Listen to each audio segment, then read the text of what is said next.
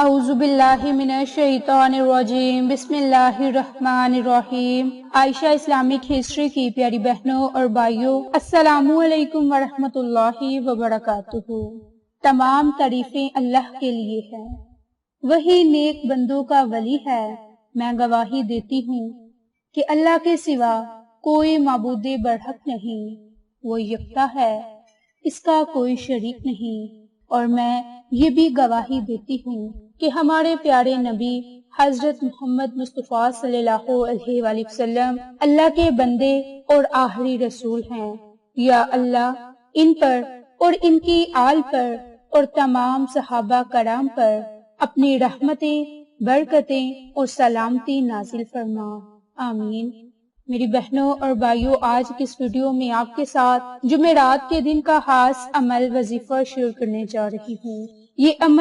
یہ وظیفہ بہت زیادہ بابرکت ہے، کیونکہ اس عمل کی برکت سے، اس وظیفے کی برکت سے انشاءاللہ آپ کی لاکھوں کروڑوں حاجتیں پوری ہوں گی۔ یہ حاجت چاہے دنیا میں ہو یا آخرت کی ہو، اس کی برکت سے آپ کی آخرت بھی سنور جائے گی، آخرت میں بھی آپ کے درجات بلند ہوں گے۔ اپنی آخرت کو بہتر بنانے کے لیے آپ اس عمل کو، اس وظیفے کو کر سکتے ہیں۔ میری بہنوں اور بھائیوں، دنیا میں انسان رزق اور دولت کمانے کے لیے بے بہا جتن کرتا ہے، لیکن آخرت کو بہتر بنانے کے لیے ہم کوئی بھی اعمال اکٹھے نہیں کرتے جو کہ ہمیں کرنے چاہیے، کیونکہ دنیا کی زندگی تو عارضی زندگی ہے، اصل زندگی موت کے بعد شروع ہونے والی ہے۔ اگر ہم نیک اعمال کریں گے تو اپنی اس زندگی کو بہتر بنا سکتے ہیں جہاں ہم نے ہمیشہ رہنا ہے۔ ہر انسان کا یوں ہی دل چاہتا ہے کہ ہمارا دنیاوی گھر بڑا ہو اور سب سے بہترین ہو، ایک دوسرے کے ساتھ مقابلہ رہتا ہے، ضد رہتی ہے، لیکن آخرت کا گھر بہترین ہونا چاہیے جہاں ہم نے ہمیشہ رہنا ہے۔ تو بروز قیامت ہم اپنے رب کے سامنے شرمندہ نہ ہوں، اس لیے ہمیں چاہیے کہ اللہ اور اس کے رسول کو راضی کرے، ان کے بتائے ہوئے رستوں پر عمل کر کے اپنی دنیا کو بہتر بنائیں، اپنی آخرت کو بہتر بنائیں، سنت رسول کو اپنائیں اور اللہ کے بتائے ہوئے احکامات کو اپنائیں اور اپنی آخرت کو بہتر سے بہترین بنائیں۔ جب ہم اپنی آخرت کو بہتر بنائیں گے تو رب کریم ہماری دنیاوی ضرورتوں کو پورا فرما دیں گے، ہمیں بن مانگے ہی عطا کریں گے۔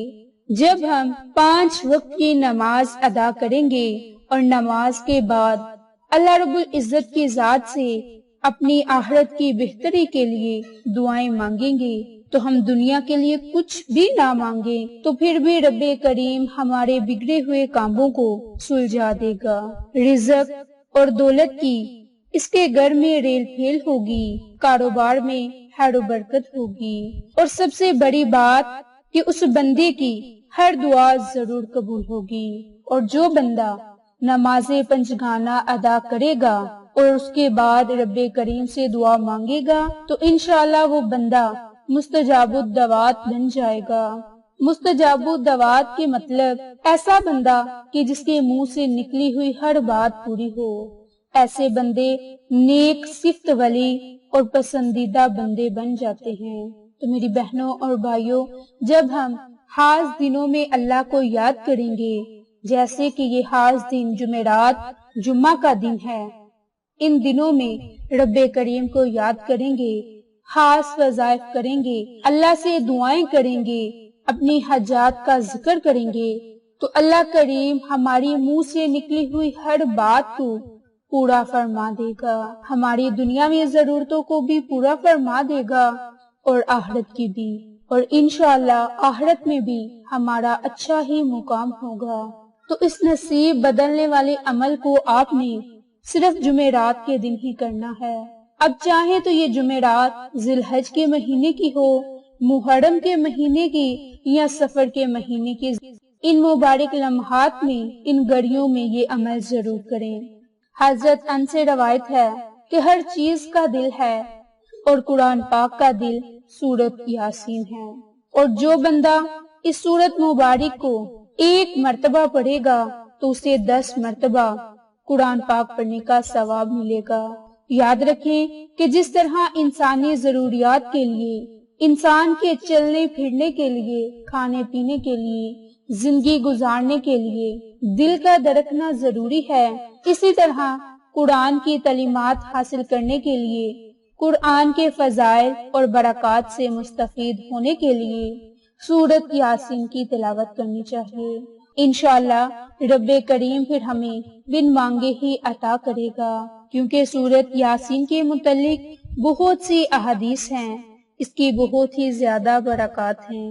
سورت یاسین کے فضائل میں حضرت ابن عباس رضی اللہ عنہ کا قول ہے کہ نبی پاک صلی اللہ علیہ وآلہ وسلم نے ارشاد فرمایا کہ جو شخص صبح کے وقت پڑھے تو اسے شام تک آسانی ہوگی، اور جو شخص رات کے وقت اس کی تلاوت کرے تو اسے صبح تک سہولت میسر ہوگی۔ اس کا مطلب یہ ہے جو شخص رات اور دن سورت یاسین پڑھنے کا معمول اختیار کرتا ہے تو اس کی زندگی آرام، راحت اور سہولت سے گزرے گی۔ یقیناً جو شخص اس کے معنی پر غور و فکر کرے گا اس کے ایمان میں اضافہ ہوگا، اس کا اللہ پر اعتماد اور یقین بڑھے گا، جو دنیا میں آرام اور سکون کا باعث بنے گا۔ اللہ تعالی ہم سب کو دنیا میں اور آخرت میں سکون عطا فرمائے۔ اسی طرح سورت یاسین کے متعلق نبی پاک صلی اللہ علیہ وآلہ وسلم کا ارشاد ہے کہ ہر چیز کا ایک دل ہوتا ہے اور قرآن پاک کا دل سورت یاسین ہے۔ جو شخص سورت یاسین پڑھے گا اللہ تعالیٰ اس کی قرات کی وجہ سے 10 مرتبہ قرآن پاک پڑھنے کا بقدر ثواب لکھے گا۔ باحوالہ ترمذی۔ میری بہنوں اور بھائیوں، اب سورت یاسین کا اب آپ کو عمل اور وظیفہ کرنے کا طریقہ کار بتاتے ہیں، نہایت ہی غور و فکر سے ملاحظہ فرمائیں۔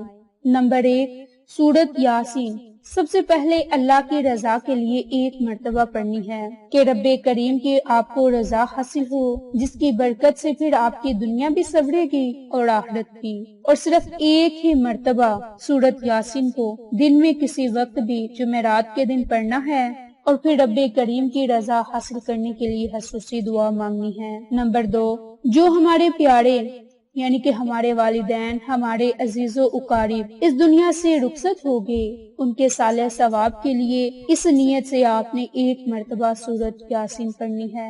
تیسرا، اس نیت سے آپ نے سورت یاسین کو پڑھنا ہے کہ ہماری دنیا میں اور آخرت کی حاجتیں پوری ہو جائیں۔ اگر دولت کی کمی ہے، رزق کی کمی ہے، پریشانیاں ہیں، مصیبتیں ہیں، تو ان تمام مشکلات سے نجات پانے کے لیے رب کریم سے خصوصی دعا مانگیں اور اسی نیت سے ایک مرتبہ سورت یاسین پڑھیں۔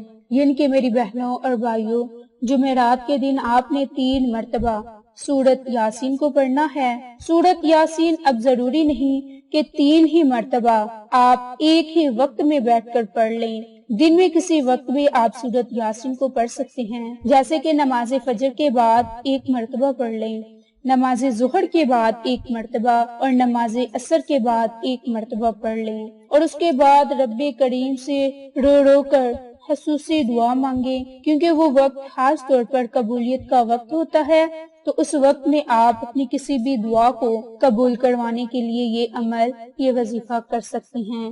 انشاءاللہ تعالی اس کی برکت سے رب کریم آپ کی دنیا اور آخرت کو بہتر بنا دے گا، آپ کی لاکھوں کروڑوں حاجتیں جمعرات کے دن قرآنی سورت یاسین کی برکت سے ضرور پوری فرما دے گا۔